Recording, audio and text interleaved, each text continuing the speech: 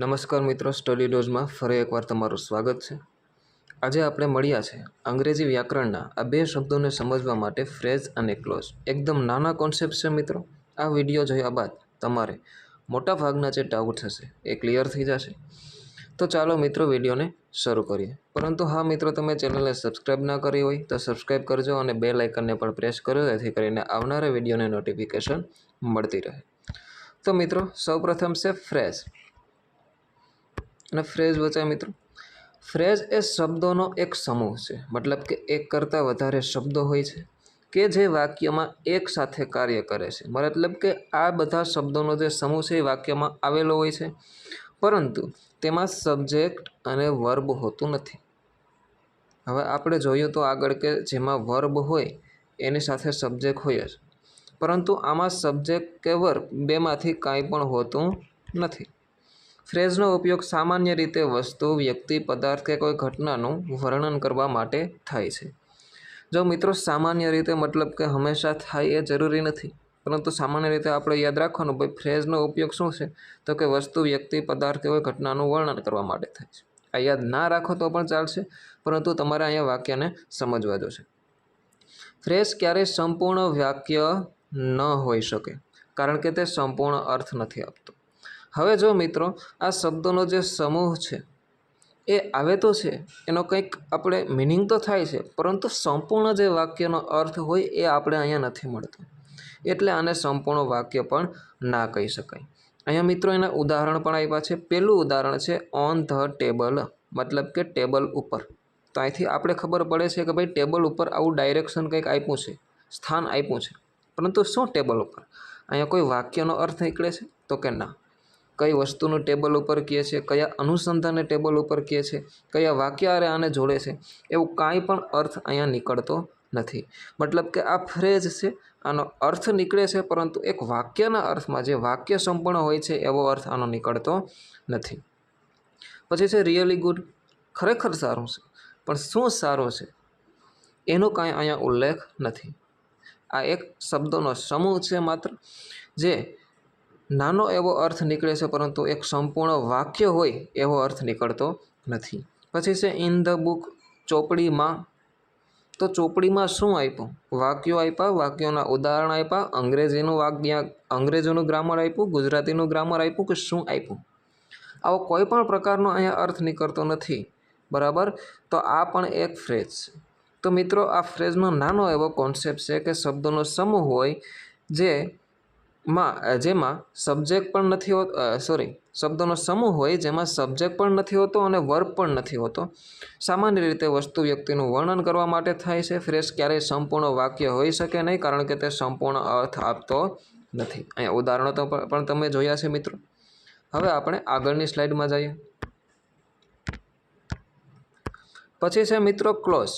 Close એ શબ્દોનો એક સમૂહ છે। ફ્રેઝ પણ શબ્દોનો સમૂહ છે, ક્લોઝ એ પણ શબ્દોનો સમૂહ છે કે જે વાક્યમાં એકસાથે આવે છે, સંપૂર્ણ અર્થ પણ આપે છે। ક્લોઝ હોય એ સંપૂર્ણ અર્થ આપે, બરાબર? તેમાં સબ્જેક્ટ અને વર્બ બંને હોય છે। આગળ જોયું મિત્રો આપણે ફ્રેઝમાં, તો એમાં સબ્જેક્ટ અને વર્બ હોતા નથી, પરંતુ આ જે ક્લોઝ છે એમાં સબ્જેક્ટ અને વર્બ બંને હોય છે। એક સાદા વાક્યને ક્લોઝ પણ કહી શકાય, એક સામાન્ય એવું નાનું વાક્ય હોય તો એને ક્લોઝ કહી શકાય। કેટલાક વાક્યોમાં એક કરતાં વધારે પણ ક્લોઝ હોઈ શકે। કોઈક સંયુક્ત વાક્ય એવા હોય કે જેમાં એક કરતાં વધારે ક્લોઝ હોઈ શકે, બરાબર? તો અહીંયા આપણે બેઝિકલી ક્લોઝ તરીકે યાદ શું રાખી શકીએ તો કે વાક્યોનો એવો ભાગ કે જેમાં સબ્જેક્ટ અને વર્બ આવ્યા હોય।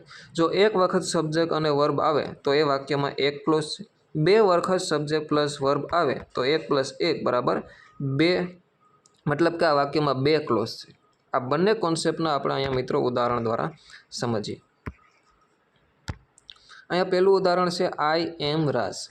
આઈ એમ રાજ, તો આ વાક્યમાં જો મિત્રો સાદું એક સિમ્પલ વાક્ય છે, હું રાજ છું। તો આમાં ક્રિયાપદ છે તો કે હા આર્યો, એમ હેલ્પિંગ વર્બ છે, કર્તા છે, સબ્જેક્ટ છે તો કે હા આર્યો આઈ, બરાબર? તો આ બે આવી ગયા આમાં, અને આ એક સાદું સિમ્પલ વાક્ય છે જે સંપૂર્ણ અર્થ આવે છે કે ભાઈ હું રાજ છું। આમાં કોઈ બીજા આધારની જરૂર પડતી નથી, તો આને આપણે ક્લોઝ કહી શકીએ। શું કહી શકીએ? ક્લોઝ। હવે બીજું ઉદાહરણ જુઓ મિત્રો, આઈ કોલ્ડ માય ફ્રેન્ડ, મેં મારા મિત્રને બોલાવ્યો, બરાબર. ક્રિયાપદ છે કોલ અને સબ્જેક્ટ છે એનો આઈ, બરાબર.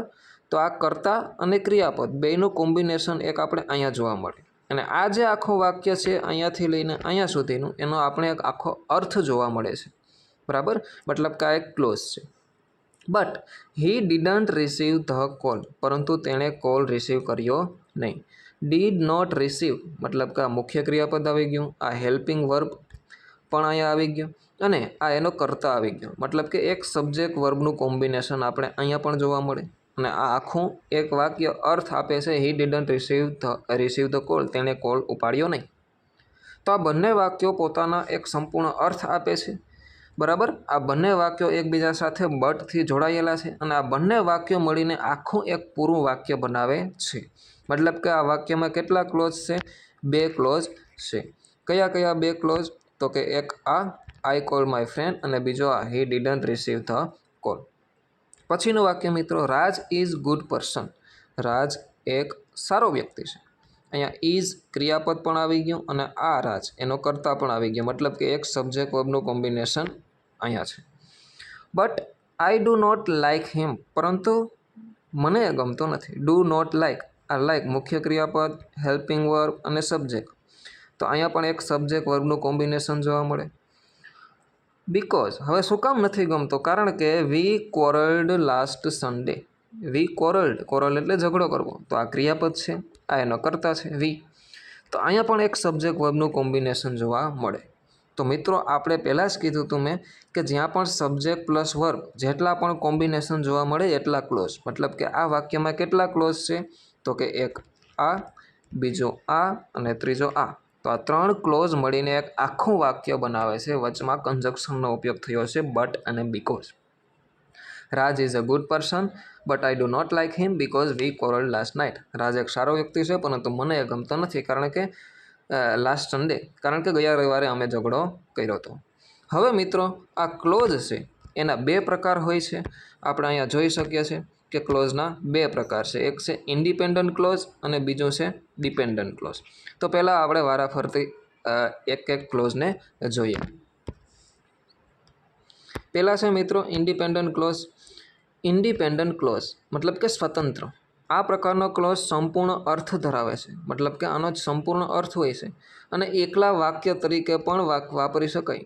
આ ક્લોઝને કોઈ બીજા આધારની જરૂર પડતી નથી. આ સ્વતંત્ર હોય છે, તેને બીજા કોઈ ક્લોઝની જરૂર પડતી નથી. એના ઉદાહરણ જોઈએ મિત્રો, આઈ એમ રાજ, હું રાજ છું. તો આને કોઈ આધારની જરૂર નથી ભાઈ, આ આખું એક વાક્ય અર્થ આપે છે.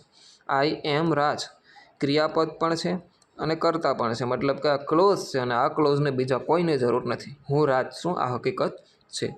આઈ કોલ્ડ માય ફ્રેન્ડ, મેં મારા મિત્રને કોલ કર્યો. બરાબર, આ સંપૂર્ણ અર્થ આપે છે, આમાં કાંઈ પણ ખોટું હોય એવું લાગતું નથી. બરાબર, તો આ પણ એક શું છે? ક્લોઝ છે. કેવો ક્લોઝ છે? તો કે ઇન્ડિપેન્ડન્ટ ક્લોઝ. આ 2 ક્લોઝને કોઈની જરૂર પડતી નથી. એવી જ રીતે છે આ ત્રીજો clause, Dhruvik ate banana. Dhruvik ate a banana, ધ્રુવિકે કેળું ખાધું હતું. તો આ પણ એક સંપૂર્ણ અર્થ આપે અને કોઈની જરૂર પડતી નથી.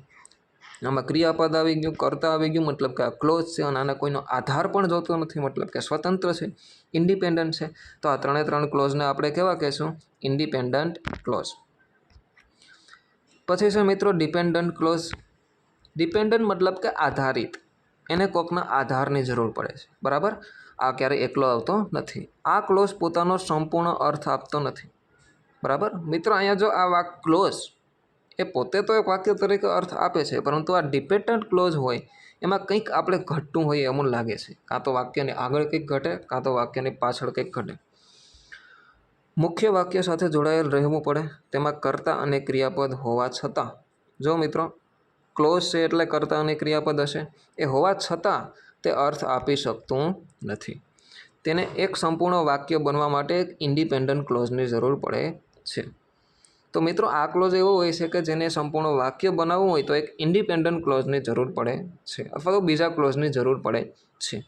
ડિપેન્ડન્ટ ક્લોઝની શરૂઆત મુખ્યત્વે while, when, if, unless, although, as soon as, since, because જેવા શબ્દોથી થાય છે. બરાબર મિત્રો.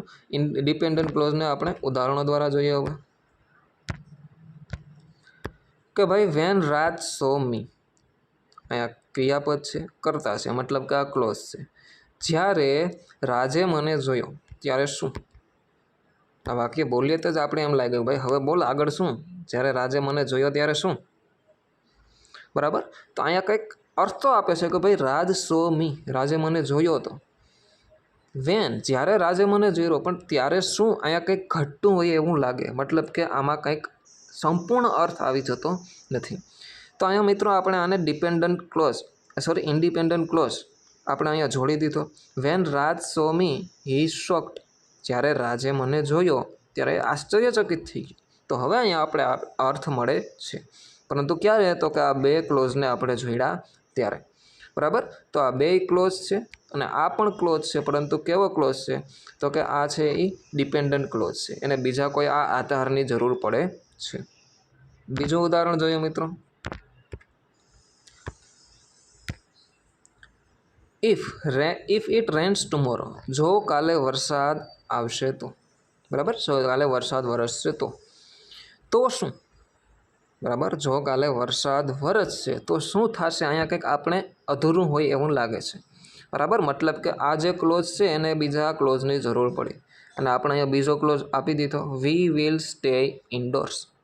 આપણે ઇન્ડોર્સ અંદર જ રહેશું ઘરની. બરાબર. બહાર નહીં નીકળીએ જો વરસાદ આવશે તો. મતલબ કે આ જે બીજો ઇન્ડિપેન્ડન્ટ ક્લોઝ છે આપણે અંદર જ રહેશું. એણે આ ડિપેન્ડન્ટ ક્લોઝનો આખો અર્થ પૂરો કરી દીધો. પછી અહીંયા third example, but he couldn't solve the problem, પરંતુ તે પ્રોબ્લેમ સોલ્વ કરી શક્યો નહીં. પરંતુ એટલે શું? આગળ શું એવું ઘટના બની હશે પરંતુ તે સોલ્વ કરી શક્યો નહીં? અહીંયા આપણે કંઈક ઘટતું હોય એવું લાગે. હી ટ્રાઈડ હિઝ બેસ્ટ, અહીંયા આપણે એને એક ઇન્ડિપેન્ડન્ટ ક્લોઝ આપી દીધો, જેથી કરીને આખા વાક્યનો આપણે સંપૂર્ણપણે અર્થ મળી જાય છે. હી ટ્રાઈડ હિઝ બેસ્ટ, તેણે તેનો બેસ્ટ પ્રયત્ન કર્યો. But he could not solve the problem, પરંતુ તે પ્રોબ્લેમને સોલ્વ કરી શક્યો નહીં. તો અહીંયા એક ક્રિયાપદ છે, કર્તા છે, ક્રિયાપદ છે, કર્તા છે, મતલબ કે અહીંયા એક ક્લોઝ આ થયો, એક ક્લોઝ આ થયો. આ ક્લોઝ છે ડિપેન્ડન્ટ ક્લોઝ છે, કારણ કે તેનો અર્થ નીકળતો નથી, સંપૂર્ણ અર્થ નીકળતો નથી. એને આપણે આ એક ઇન્ડિપેન્ડન્ટ ક્લોઝ હારે જોડી દીધો, જેથી કરીને એનો સંપૂર્ણ અર્થ નીકળે છે. તો મિત્રો આ તો એક વાક્ય છે જેમાં બે ક્લોઝ છે, પરંતુ ડિપેન્ડન્ટ ક્લોઝ કયો છે કે જેને આધારની જરૂર પડે છે? તો કે આ ઉપલું વાક્ય છે. તો મિત્રો અહીંયા સુધી તમને આ ક્લોઝ અને ફ્રેઝ વિશેનો જે ડિફરન્સ છે એ સમજાઈ ગયો હશે, અને ક્લોઝના જે પણ પ્રકારો છે બરાબર એ પણ તમને સમજાઈ ગયા હશે. તો વિડીયો પસંદ આવ્યો હોય તો લાઈક કરો, શેર કરો અને તમારા મિત્રો સુધી અને પહોંચાડો.